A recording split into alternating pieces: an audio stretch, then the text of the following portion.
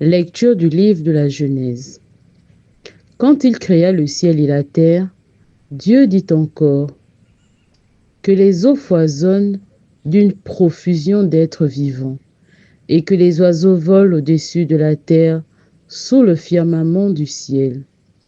Dieu créa selon leur espèce les grands monstres marins, tous les êtres vivants qui vont et viennent et foisonnent dans les eaux, et aussi selon leur espèce, tous les oiseaux qui volent.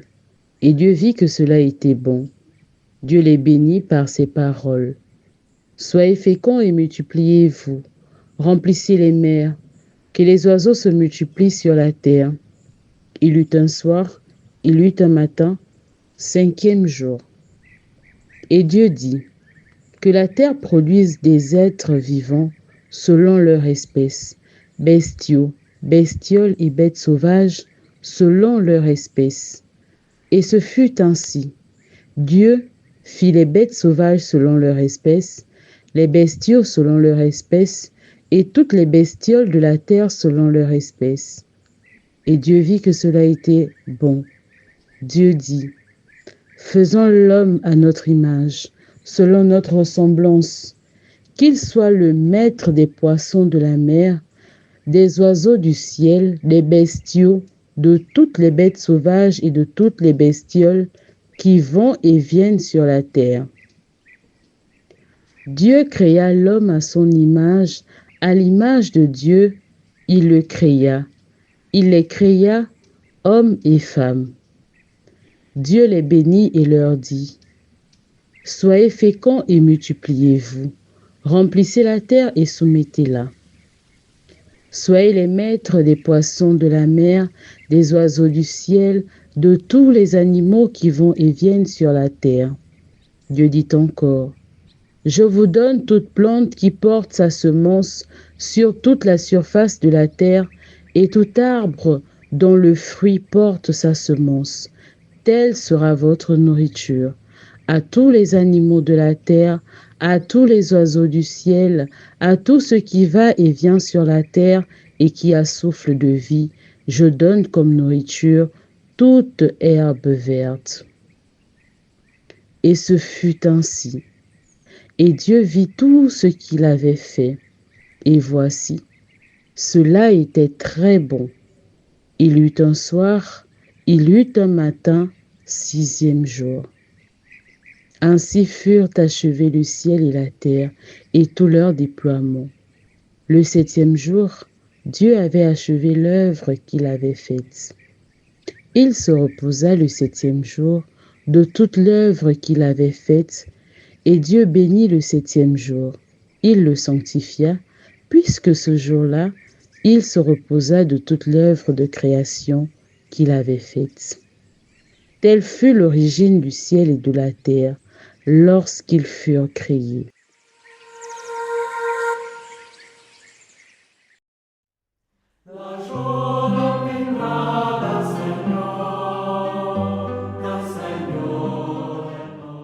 Ô Seigneur notre Dieu, qu'il est grand ton nom par toute la terre. À voir ton ciel, ouvrage de tes doigts, la lune et les étoiles que tu fixas, qu'est-ce que l'homme pour que tu penses à lui, le fils d'un homme que tu en prennes souci? Tu l'as voulu un peu moindre qu'un Dieu, le couronnant de gloire et d'honneur. Tu l'établis sur les œuvres de tes mains, tu mets toutes choses à ses pieds. Les troupeaux de bœufs et de brebis, et même les bêtes sauvages, les oiseaux du ciel et les poissons de la mer, tout ce qui va son chemin dans les eaux. Ô Seigneur notre Dieu, qu'il est grand ton nom par toute la terre.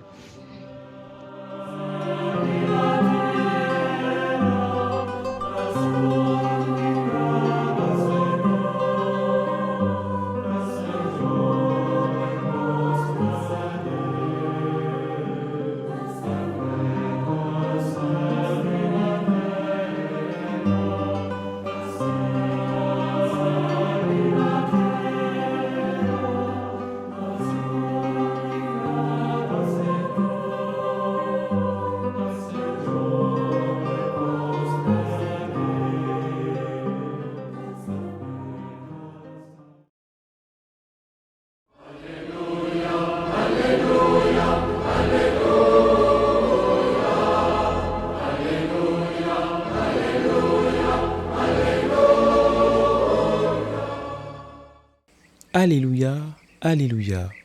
Incline mon cœur vers tes exigences. Fais-moi la grâce de ta loi, Seigneur. Alléluia.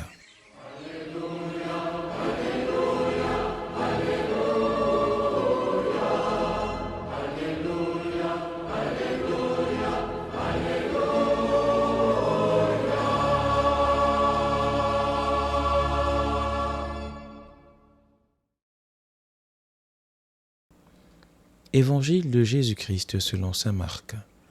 En ce temps-là, les pharisiens et quelques scribes venus de Jérusalem se réunissent auprès de Jésus et voient quelques-uns de ses disciples prendre leur repas avec des mains impures, c'est-à-dire non lavées. Les pharisiens, en effet, comme tous les juifs, se lavent toujours soigneusement les mains avant de manger, par attachement à la tradition des anciens. Et au retour du marché, ils ne mangent pas avant de s'être aspergés d'eau. Et ils sont attachés encore par tradition à beaucoup d'autres pratiques, lavage de coupes, de carafes et de plats. Alors les pharisiens et les scribes demandèrent à Jésus: « Pourquoi tes disciples ne suivent-ils pas la tradition des anciens? Ils prennent leur repas avec des mains impures. » Jésus leur répondit: « Isaïe a bien prophétisé à votre sujet, hypocrite, ainsi qu'il est écrit: « Ce peuple m'honore des lèvres, mais son cœur est loin de moi. C'est en vain qu'ils me rendent inculte. Les doctrines qu'ils enseignent ne sont que des préceptes humains. Vous aussi, vous laissez de côté le commandement de Dieu pour vous attacher à la tradition des hommes. » Il leur disait encore: « Vous rejetez bel et bien le commandement de Dieu pour établir votre tradition. En effet, Moïse a dit: « Honore ton père et ta mère. » Et encore: « Celui qui maudit son père ou sa mère sera mis à mort. » Mais vous, vous dites: « Supposons qu'un homme déclare à son père ou à sa mère: « Les ressources qui m'auraient permis de t'aider sont korban, c'est-à-dire dons réservés à Dieu. » Alors vous ne l'autorisez plus à faire quoi que ce soit pour son père ou sa mère. Vous annulez ainsi la parole de Dieu par la tradition que vous transmettez. Et vous faites beaucoup de choses du même genre.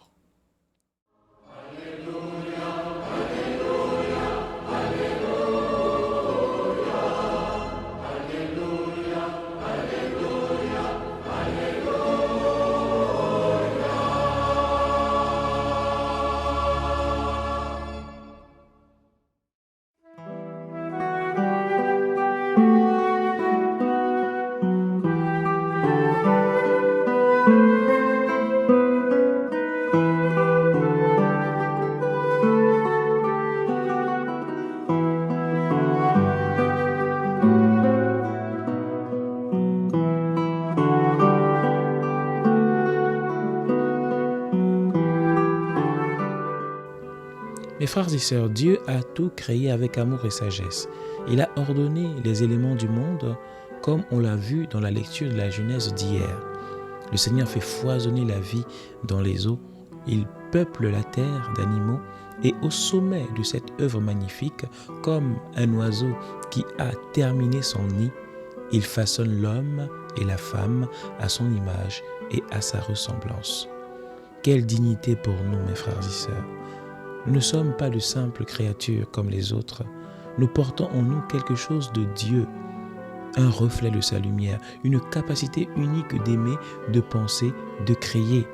Et nous sommes vraiment le sommet de la création, mais pas pour dominer, c'est-à-dire pour terroriser la création, mais pour la soumettre, c'est-à-dire pour la mener à sa perfection par la grâce de Dieu. Et pourtant, parfois, nous vivons comme si nous étions déconnectés de cette origine divine, comme si nous étions réduits à nos seules faiblesses et limites. Dans beaucoup de traditions humaines, nous allons sacrifier au génie, nous allons sacrifier aux forces de la nature. Nous considérons même les forces de la nature comme des dieux. Nous devenons des idolâtres, nous nous blindons, nous nous scarifions le corps, implorant que des esprits, des génies, des forces viennent à notre secours, alors qu'elles sont basses par rapport à nous. Nous sommes les premiers, nous sommes le sommet. Ce sont ces créatures, ce sont ces esprits, ce sont ces éléments de la nature que nous devons plutôt domestiquer, que nous devons utiliser pour le bien, que nous devons emmener à leur perfection. en éloignant avec la grâce de Dieu le mal d'elles, pour les délivrer des entraves dans lesquelles elles sont tombées à cause de la faute originelle. Le psaume d'aujourd'hui nous rappelle cette question bouleversante. Qu'est-ce que l'homme pour que Dieu pense à lui? Et pourtant Dieu l'a voulu un peu moindre qu'un Dieu. Il l'a couronné de gloire et d'honneur. Mais voilà, au lieu de nous émerveiller devant ce cadeau divin, c'est-à-dire nous-mêmes, nous avons tendance à enfermer Dieu dans des traditions humaines, dans des règles que nous imposons aux autres, oubliant le plus essentiel, son amour et sa présence vivante en nous. C'est exactement ce que Jésus reproche aux pharisiens dans l'Évangile. Au lieu d'élever l'homme, au lieu de protéger l'homme, au lieu de cultiver la beauté que Dieu a mise en l'homme, ils sont attachés aux détails et aux pratiques extérieures. Mais leur cœur s'est éloigné de Dieu. Mes frères et sœurs, ce ne sont pas les traditions qui sont mauvaises en soi. Mais quand les traditions, les rites, les rituels deviennent une excuse pour esquiver l'essentiel, elles nous détournent du vrai chemin. L'essentiel, c'est l'amour. La pratique de la tradition pour la pratique de la tradition ne mène à rien. L'essentiel, c'est de laisser Dieu régner dans notre cœur et dans nos actions. Pas seulement par des rites qui perdent tout leur sens s'ils ne viennent de Dieu, mais par la grâce de Dieu même. Dieu nous a créés libres et responsables et il attend de nous un culte qui vienne du cœur, une foi vivante, sincère, ancrée dans sa parole et non dans de simples habitudes. Il nous a confié la terre. C'est à nous qu'il l'a confié. Il ne l'a pas confié aux esprits. Il ne l'a pas confié aux forces de la nature. Il a confié la terre à l'homme, afin que l'homme domine sur tout. Et cette domination est une grâce, est un service, comme nous l'enseigne Jésus. Il nous a confié notre prochain. Alors aujourd'hui, laissons-nous transformer par cette parole. Libérons-nous de nos idolâtries pour placer Dieu au centre, comme source de ce que nous sommes et le but de notre vie. Aimons Dieu en vérité et aimons notre prochain avec un cœur sincère. Voilà le véritable culte qui plaît à Dieu. Amen.